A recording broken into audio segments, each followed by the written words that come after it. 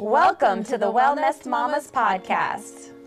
We are committed to leading a sustainable lifestyle and making community connections. In a world where stress and chaos seem to be the norm, finding balance and fostering a sense of true well-being is essential. Whether you are just beginning your holistic wellness journey or are already deeply dedicated to the practice, this podcast is for you. Join the Wellnest Mamas as we uncover the secrets to holistic wellness and discover the power of building a healthy community that supports and uplifts one another. Sit back, relax, and get ready to embark on a transformative journey to leading a sustainably healthy lifestyle. We're glad you're here. Hi guys, welcome back to the Wellnest Mamas podcast. I'm Caitlin. And I am Wellnest Steph, and today we are here with Nicole Austin of Soul Glow Guru. Hi Nicole. Hi. Welcome. Well, thank you How so are much you? for having me here. Yes, we're so excited. We found out you're our neighbor. You have this wonderful business just right down the street from us. Right down the street. And the interesting thing is like, I just have been living under a rock. And then I was like, please send me my people. And then someone shows up and goes, you know, the Wellness is right around the corner. And I was like, the who? I found my friend. And she did, and we got to hang out. It was so fun. That's amazing. Really yeah. No, it's great whenever you can make entrepreneur friends who are doing the thing. And absolutely. Yeah. And like-minded mamas. Exactly. Like-minded mamas. Yes. I love it. So go ahead. Tell us more. What is Soul Glow Guru? Tell us. So Soul Glow Guru actually is a holistic health practice.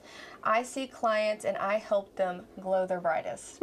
Now, I had worked in the chiropractic field for the past 7 years. I'm an X-ray tech, which is funny because you think of radiation and glow. Yeah. That's not where I got the name. I'm like, you're really going to glow when you leave. No, I was an X-ray tech, and I was also like the front desk. I just kind of was a jack of all trades. And I would notice that people would come in and they would just have no light in their eyes. They would be very, almost just like, and I would be as friendly as possible because I knew they were in pain or they were going through something energetically. And I would watch them light up, and I started hearing people tell me, you know, what you do is just as important as what the doctor does. You make me feel better. And I realized right then that that was my gift, was connecting with people, and it's almost just seeing you helps you glow brighter. You feel seen, you feel heard.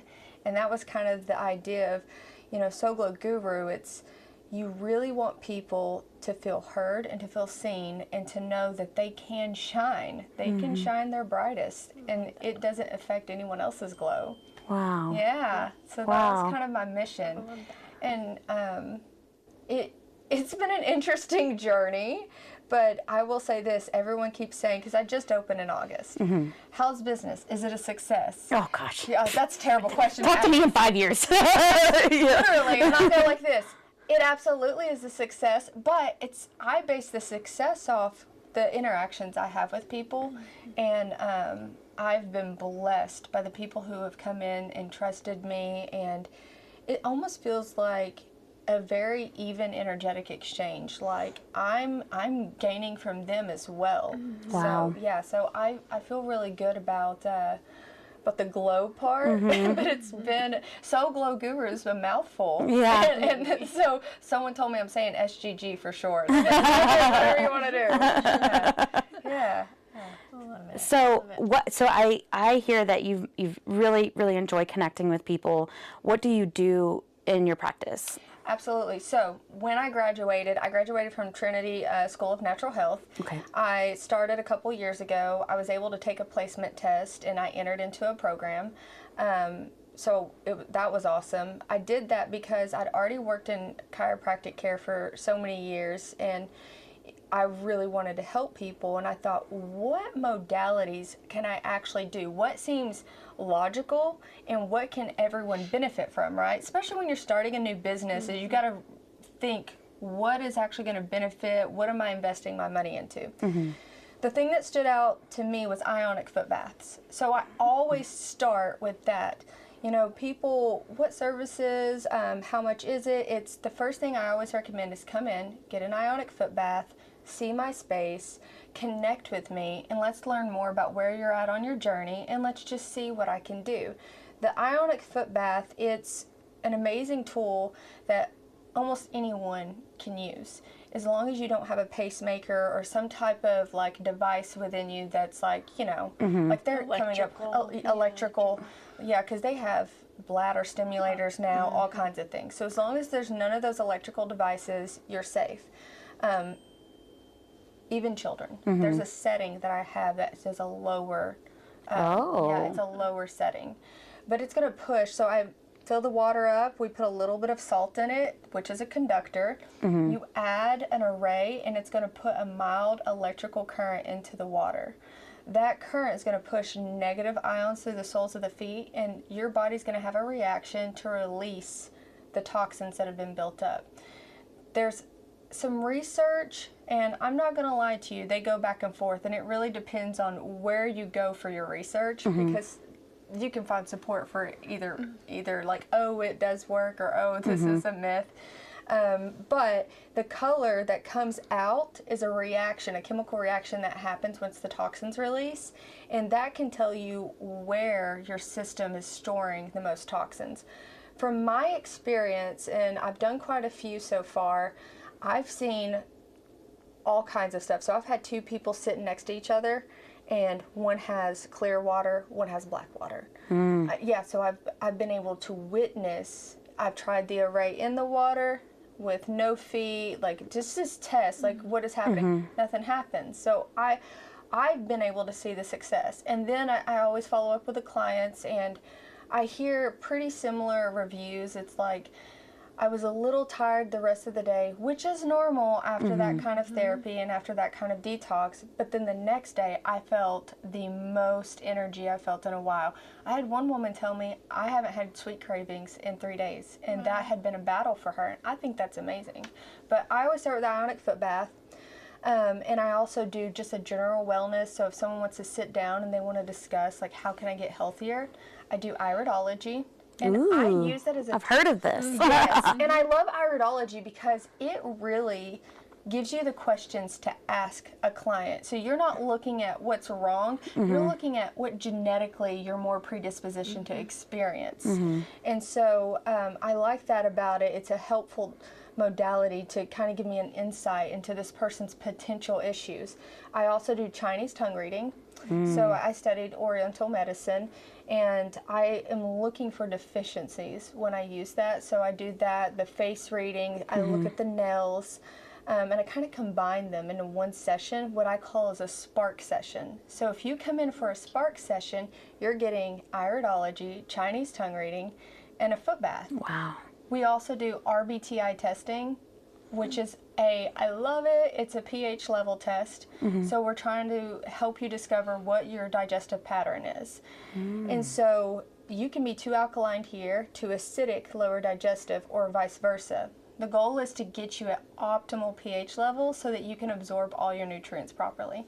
So that's kind of a gist of all the things that I do. I do a little bit of some energy healing, but it's not something that I like, oh, I'm an energy healer. That's more of just like a natural thing that I just, you know, include. And I think we all do that, loving on clients, right? Yeah, so that's kind of the most of what I...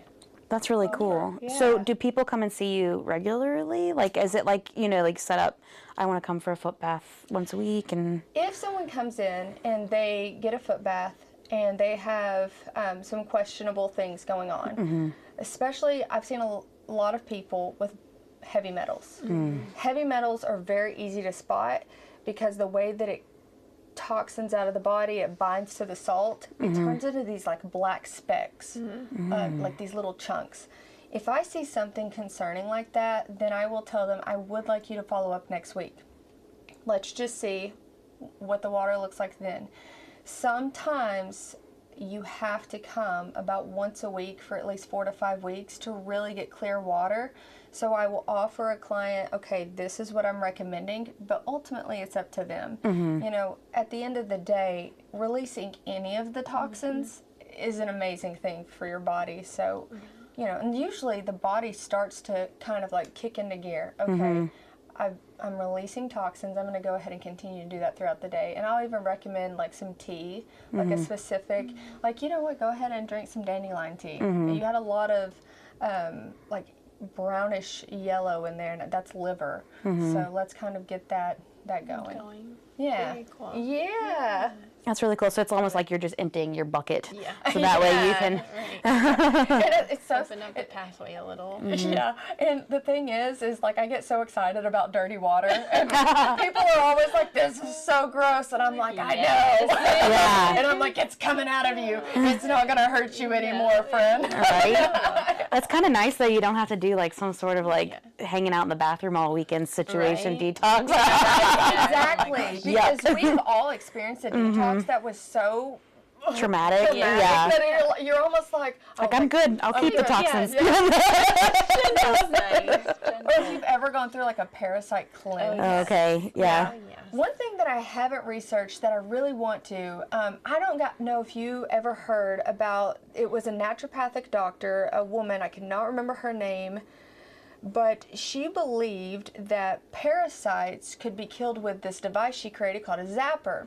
And it's like an electrical device, and so I'm like gonna dig deep hard. Like, is there any evidence towards zapping, and is the electrical current from the ionic foot bath potential to kill? Because because it goes throughout your whole system. It goes through it, and you have a grounding bracelet, but there's no research done on it. No one's talked about it, but that's something that I want to like look into and think about, because the fact that the woman said, "Hey, I had no sugar cravings afterwards," and one of my go-to was, "I'm concerned you have parasites," because she was like, "I'm having uncontrollable." So you know that candida. Yeah. I would like some ice cream. Brains and parasites both say, "I would like ice cream." Oh my goodness. So I can get with that. Like, I mean, you get a little zappy zap, and then that's what I'm thinking. they're kind of like stunned. They're stunned. You That's know? what I'm like, because she believed that she could, well, her research was, I find this very interesting. Her research was that all cancer was started from a parasite. And that she could cure cancer. This is a weird, and I was like, she's on to something though.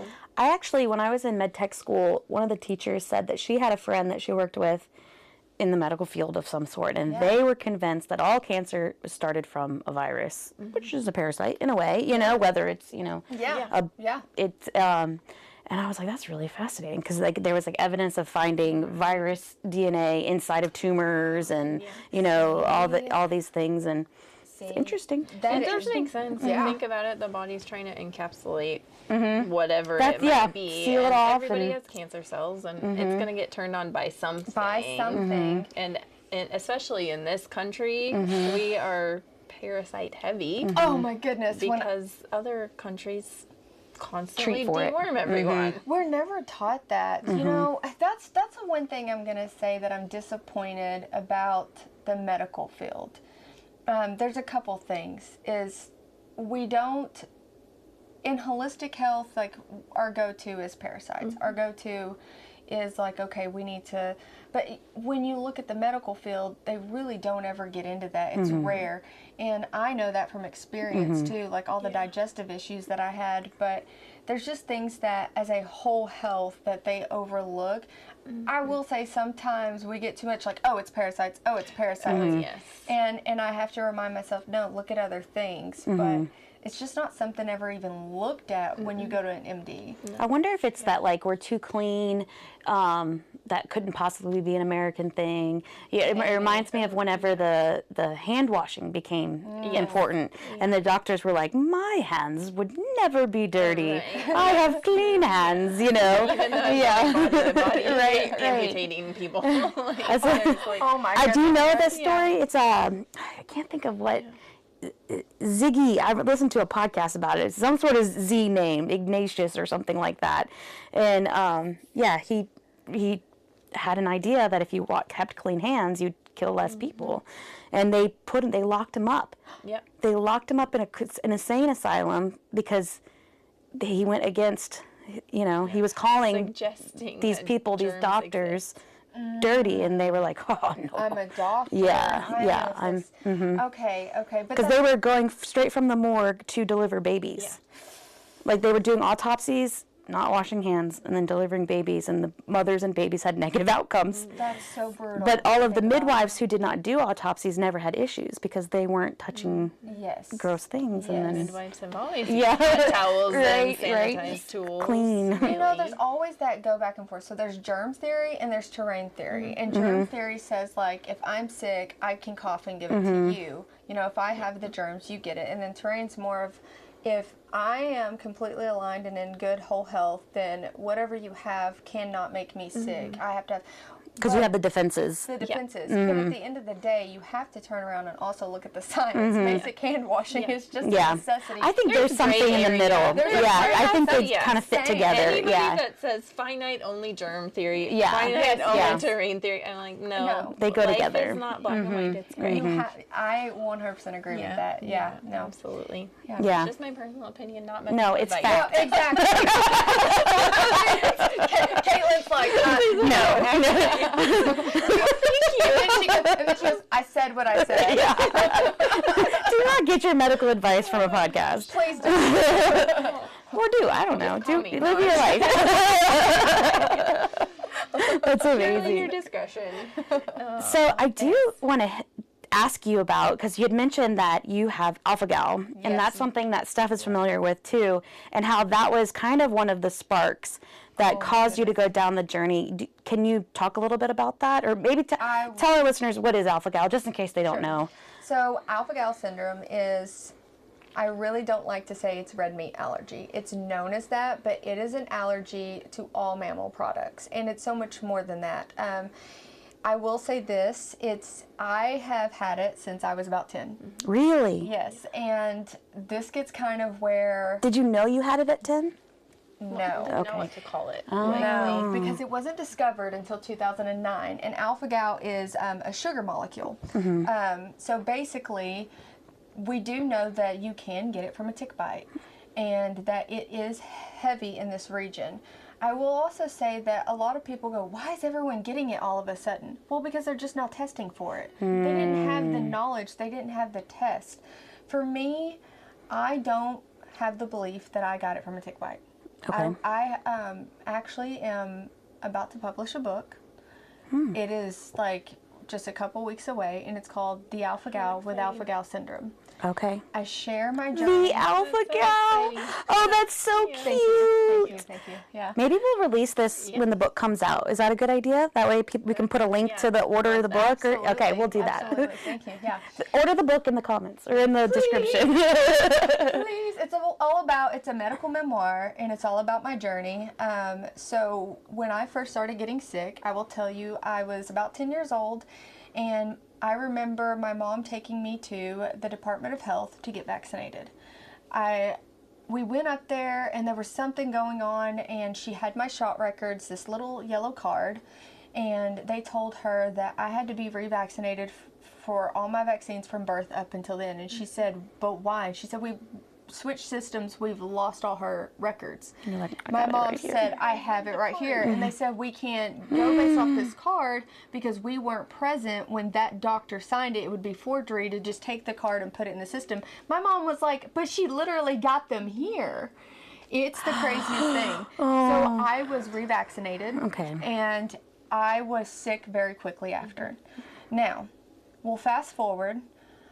I was sick my entire life. I had seizures after this within another 2 years or so. Like, I was very sick, and I remember I would randomly pass out and no one would know. They thought my blood sugar had problems.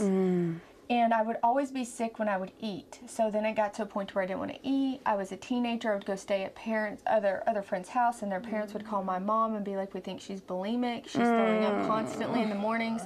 Then it's stress, and then it was, why are you faking this? Do you want attention? It was brutal. There was so many doctors, and again, the seizures, I would go, and they discovered I was actually having organic seizures because there was scar tissue on my brain, but they couldn't make the connection as to why. And I do remember, like, my brother was a paramedic, and he was a little older than me, and he would say, I always know when you're going to have a seizure because you break out in this rash. You break out in a rash all over you, and interestingly enough, your blood pressure drops every time. What does that sound like? Anaphylactic. Yeah. They had no idea that's what was happening to me. Okay, so, I got chills. I got chills. I fast forward, I have 2 children now, and my second baby is born, and she's sick every time I feed her. There's nothing I can do. Every time I feed her, we're going to the doctor. This is 2012. And I see a pediatrician, and I tell him, something is not right. I know something is not right. Her stool's not normal for a baby. And he goes, I'm worried she can't break down cow protein. He was the first one to kind of go, like, something's...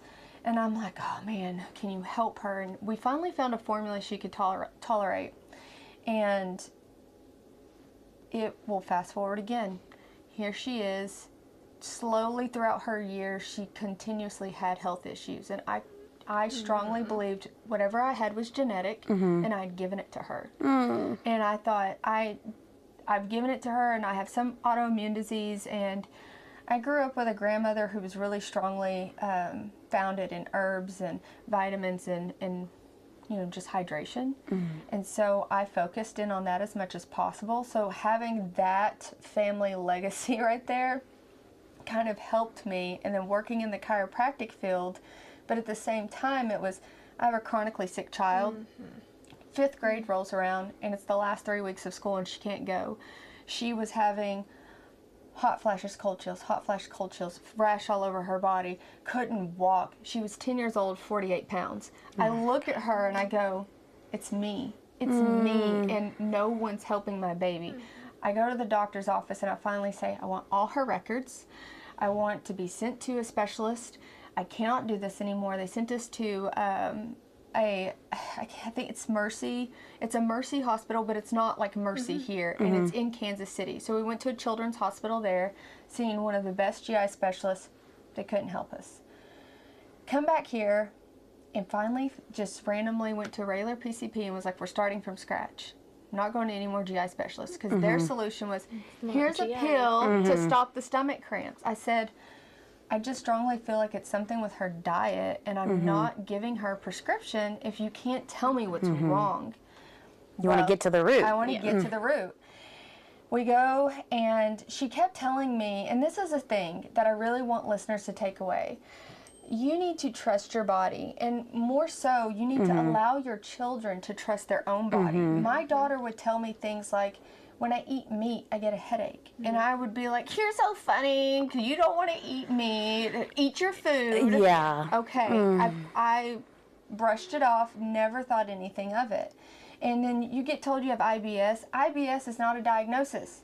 It is symptoms, and that's not normal. And I can tell you, in my adult life, I've had my gallbladder removed. I've had exploration surgery on my stomach. I've had some female parts removed because they were confident this would stop my stomach cramps I was having. Continuous twisting. I went to the hospital more times than I can tell you in the past 10 years, thinking I was having appendicitis. No one. And then after a while, you just feel like I'm crazy. And it goes right back to when I was a kid. And no one believed I was really sick. And it was horrible. My daughter, she was in the stage and she was 48 pounds. That's not normal. I won't respond to that. Sorry. Okay, then we won't. It's like it's recorded. Like, I don't know how to turn it off. So I take her to this PCP, and we had gone completely vegan. I was against it at first because we were avid meat eaters. Like, I was deer hunting, and I was all about eating deer. I loved deer jerky. Organic. Yeah. I was like, we're going to store meat in our freezer, and we're not going to have to go to the store, right? Like, we were going to have a deep freeze full. And so we're all living off deer meat, and me and my daughter are the sickest we've both ever been. And it's just the connection's not there because I'm sick every time I eat, and meat's a part of every meal. So I go to this doctor, and we had decided she wanted to go vegan, and I said, it's really weird, I'd never heard of alpha-gal at this point, and this is in 2023. And yeah, that's not that long ago. And we find out that she had alpha-gal. And the lady just goes, you know, my husband has alpha-gal syndrome, and this kind of sounds like what it is, and she went vegan and she feels better. Let's do the test. And I was like, there's no way. That'd be wild. So then it comes back, and I go, can I have it too? what if I have it? But here's where it was very heartbreaking. I went to my doctor, and this was about 3 months after my daughter gets diagnosed, because I was in denial. And I was actually in an active allergy. I had a rash on me. My blood pressure was low. I did not feel well. I went to a sick call appointment instead of the emergency room, and I truly said to my doctor, I feel like I'm about to die. My heart was palpitating. I was on medicine for my heart. I went to a cardiologist. They told me, oh, you have heart palpitations, but we don't know why. Here's this medicine. And if you don't take it, it's going to worsen your heart, and you're going to end up with something more like majorly wrong later down the road. So I did what I thought I was going to do, right? Take the prescription.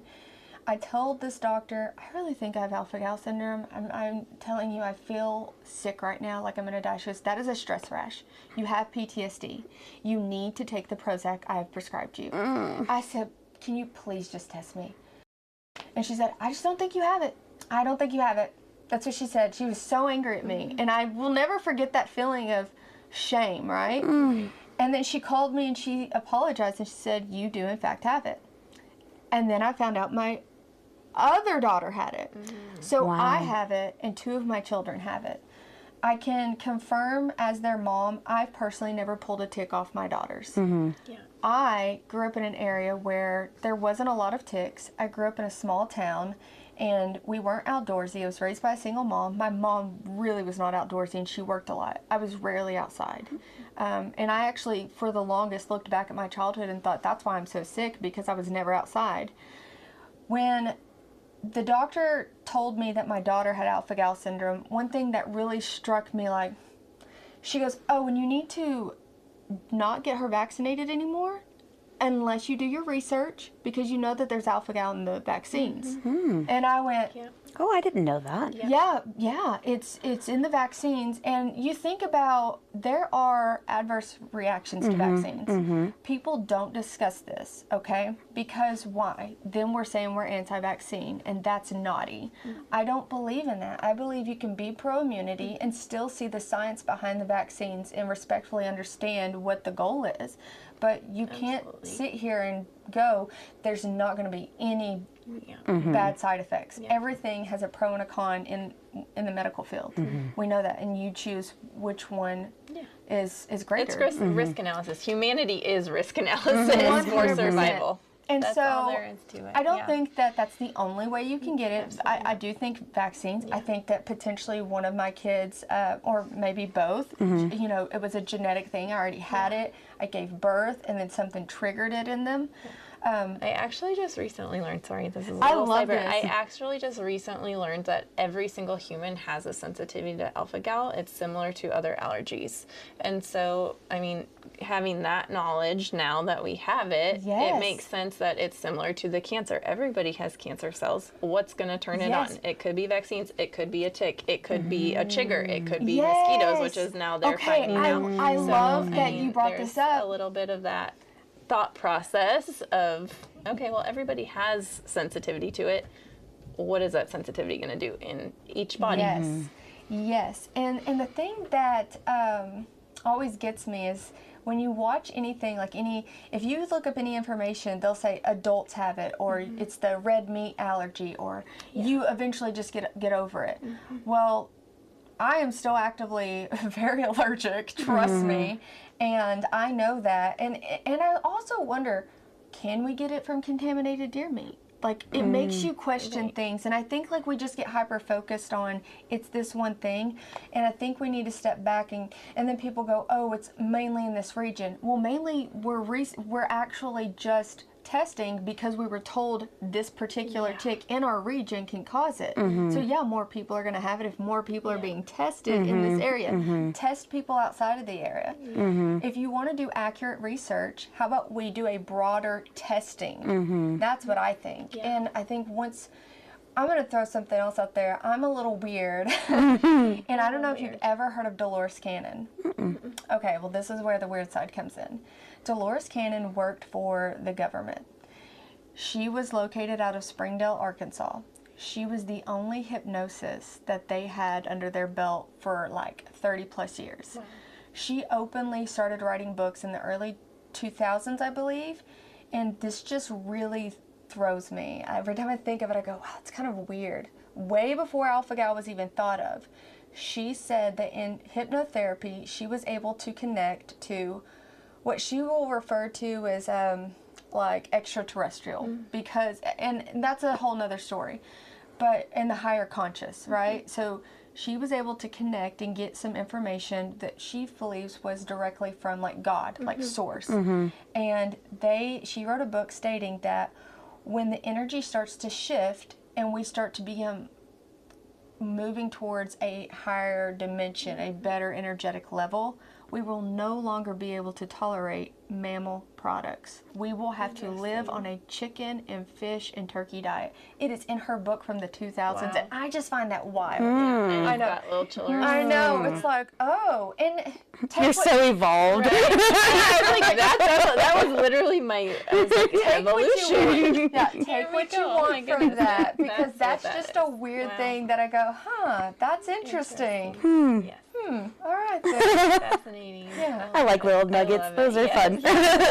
Especially when it's like weird stuff. Yeah, like aliens, we're into that. We're good. So, everybody, if you want to get weird with any of us, we need an after dark. We really should. You can find us at the Wellness Shop, but where can we find your information? Yes. Yeah, social media, website, social media. I'm whatever. on Facebook. Yeah. Okay. I'm also on Instagram. You can find me on Instagram at YouGlowNicole.